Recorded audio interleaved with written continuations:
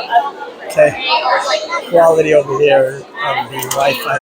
Let me tell you.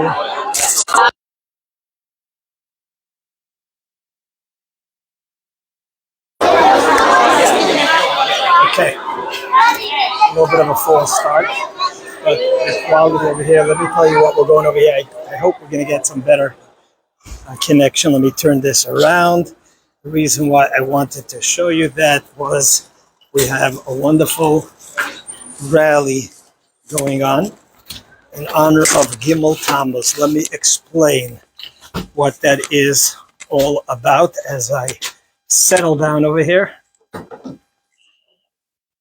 It's about Gimul Tammuz.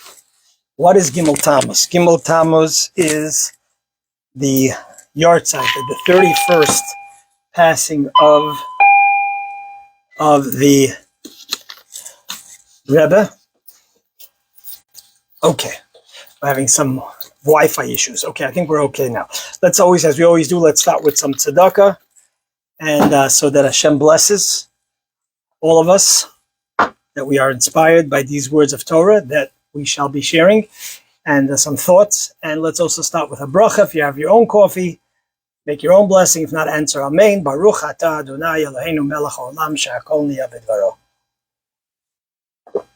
So that's that. Now, let's close this as well. Gimul Tammuz.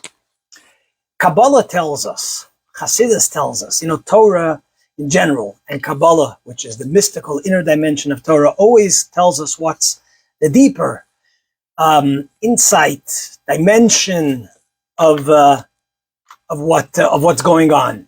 And so too with the passing of a person, especially a righteous person. On the more surface level, it's a sad day, which it is. And it seemingly is, the end. Death is so final.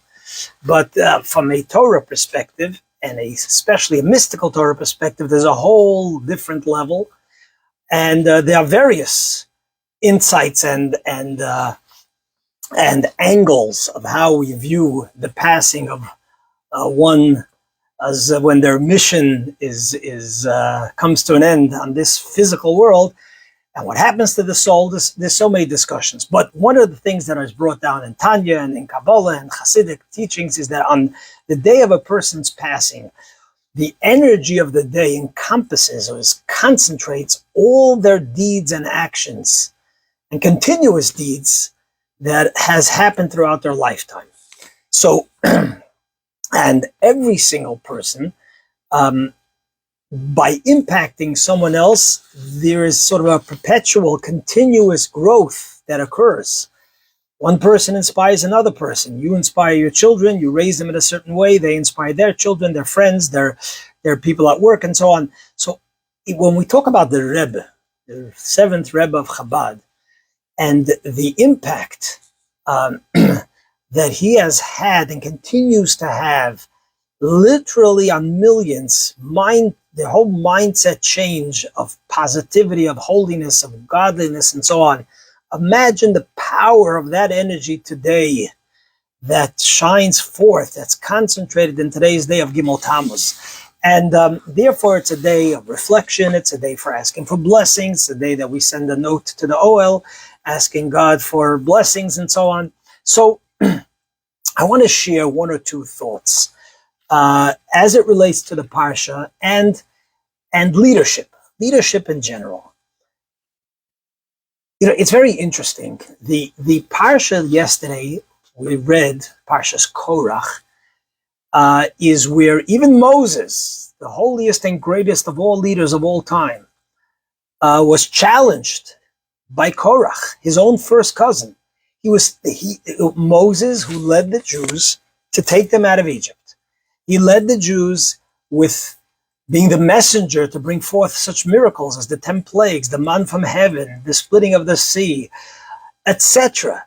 And yet, Korach went ahead and he challenged Moses. And there are various understandings and angles again of what exactly was the challenge that Korach had against Moses. One of the challenges was that as it relates in the parsha, Korach says to Moshe, Madua tisnaso al kal Hashem. Why do you raise yourself? Why are you above? Consider yourself sort of aloof above the congregation of God. Ki chol ha'eda kulam kadoshim. All are holy. So since everybody is holy, why you, Moses and Aaron, are rising above the rest? And we need you to be our leaders.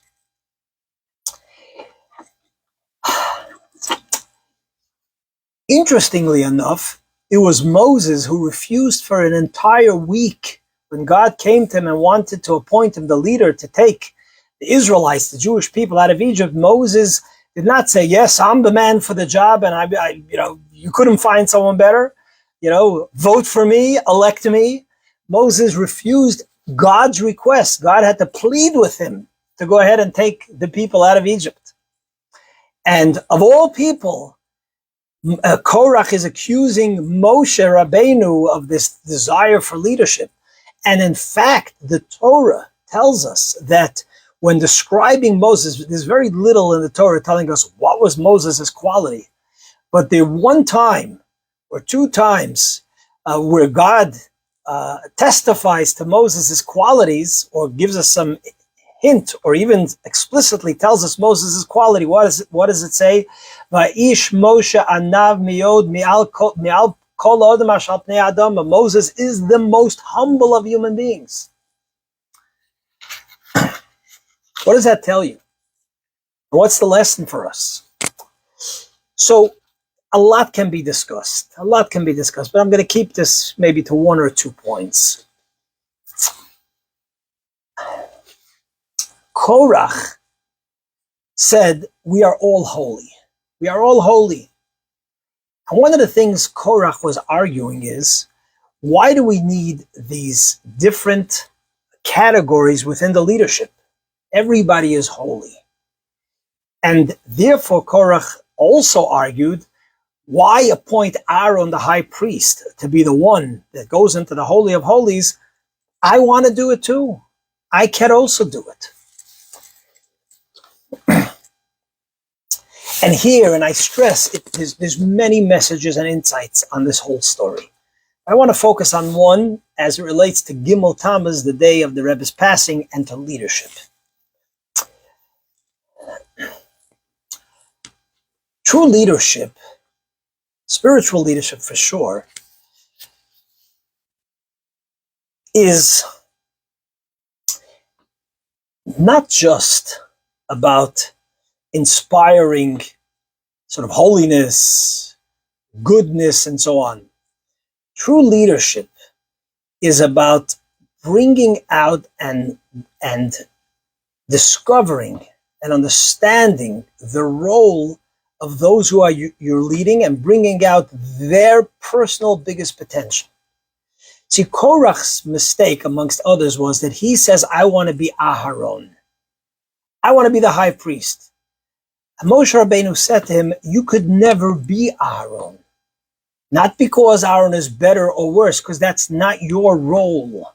That's not your purpose. That's not your mission. That's not the talents and gifts that your soul has been given based on what your purpose is.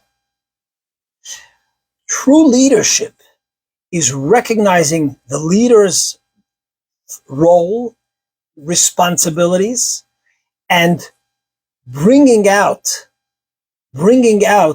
in those that they lead their role. Meaning, that's why in Judaism we find that the Torah, the Talmud underscores that a leader is a servant of the people. In other words, the people are not there for the leader. The leader is this like fellow that we all have to serve him. Yes, there are certain guidelines of how to develop respect and so on, so the leader could achieve and what needs to be done. But ultimately, the purpose of the leader is a servant of the people in the sense that they are there to bring out the best and to define what the role of each one of the people who come their way. A true tzaddik especially, a holy person, a rebbe, a leader, a master is able to look into your neshama, into your soul, not only into your personality, not only into your talents, that even a good teacher can and should do, but especially a Rebbe, a Moshe Rabbeinu, they are able to determine and to understand and to see your soul's individual mission. That's why we find, why is it that the Rebbe was so successful in establishing Chabad and Chabad rabbis and Chabad students and just ordinary people to all of a sudden rise up to do such greatness? Why? Amongst other things, is because the Rebbe really was able to pinpoint and guide and direct and inspire that person to fulfill their role.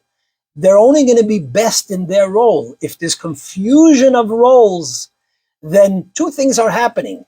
You're not going to be successful in trying to do someone else's role because it's not your role. And number two, you're not going to fulfill your role, which you're meant to do. That's what great leaders were able to do. It is perhaps for exactly that reason that we find the similarity by Moshe Rabbeinu and by the Rebbe. The Rebbe also, for an entire year after his father-in-law passed away, refused to become a Rebbe, the leader of Chabad. It was after a year of pushing and nagging and pleading and begging that the Rebbe stepped into that role. And I say the reason for that is, when somebody, is looking to be the leader, he's looking to have that authority. So often it is their own personal, not always, but often it is their own personal ego or their own satisfaction that they're looking for. And they don't necessarily truly analyze and assess, what is my role in this position of leadership? But when you refuse, you don't want to do it, you genuinely don't want to do it, but then you step into the role, you're stepping into the role with total humility and with a commitment to really serve and to fulfill your role in the best way possible. So when Moshe Rabbeinu or the Rebbe stepped into their role, they said, okay, what is my role? I don't want to do this. I don't want to do this. I'm doing this because I'm called upon to do this.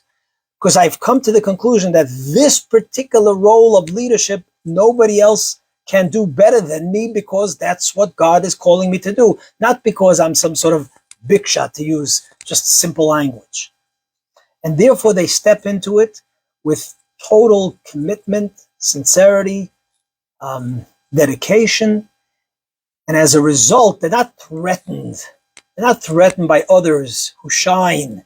We find by the Rebbe encouraged, and I saw this personally, I saw where the Rebbe would encourage other leaders, other Hasidim, other human beings, of all backgrounds, of all religions, to really step up to the plate and perform in the best way possible without ever feeling threatened, because it wasn't about them. And this is the truth of how, on a less sort of lofty level, we're talking about great tzaddikim, right, righteous men, but it's really a lesson for all of us in how we provide leadership to our family, to our students, really recognizing and thinking for. I remember hearing a story, just a simple story, about a teacher. There was a student in the class that was always misbehaving and getting into trouble, and the parents and the teachers and the principal were frustrated. They just didn't know what to do with this child. And finally, the teacher noticed that the child was always sort of banging, So the teacher gave the child this suggestion, or the parents. The teacher said, perhaps you should have the child go ahead. I read this in the Reader's Digest years ago. It stuck in my head. Perhaps you should give this child drumming lessons, because I see that he's always, hacking and banging, and that was part of the problem, that the teachers were getting so frustrated. Stop hacking already. And the kid started to take drumming lessons. And because that child, that was his soul, he had this constant music by way of drumming, playing in his head, once he started to take drumming lessons and he had that outlet of where to express his talent, he became a different student. So that's a teacher that paid attention and recognized the role. how much more wholesome is that when you see it not only on a talent basis, on a fidgety basis, or on a skill basis, but you see it on a soul basis. You see the soul of that individual. When we went by the Rebbe, even for a second, the Rebbe looked at us. We felt that the Rebbe looked into our neshama. And we felt, and we had plenty of experiences that demonstrated that. By the Rebbe's unconditional love for every single individual, regardless of where they were spiritually, there was genuine care and love. I felt it, and I'm one of thousands that used to pass by the Rebbe. There was that deep soul level connection. So that is what we celebrate, part of what we're celebrating on this day, by internalizing the message of the Rebbe of positivity, of one mitzvah at a time, one good deed, one individual. Any individual has a godly spark within them. Always see the light. There's always a positive ending purpose. Even the darkest of struggles are there to bring out deeper strength within yourself, and so many other critical messages. This is all part of Gimul Tammuz, that we take a lesson from that leadership to inspire us. We are all leaders within our own family, within our own circles. And this is so much connected with the parsha, where Korach didn't understand that. Unity, leadership, is not about all of us doing the same thing. There has to be boundaries in life. There must be. Boundaries is what allows us to direct in a healthy way our relationships, our responsibilities. But everybody is the same is not a healthy way. That's not what a leader does. He unites by bringing out the deepest and best kochot, powers and abilities and roles of every individual. So that's part of the celebration of Gimul Tammuz. Let's tap into that energy, internalize, focus in where and what are my roles in this world that God put in my soul every day is a blessing. And that is the way to honor Gimul Tammuz, amongst many other things. You're welcome to text and message, and we could share maybe perhaps more stuff. Have a wonderful, fantastic, and excellent week. Only blessings to all of you.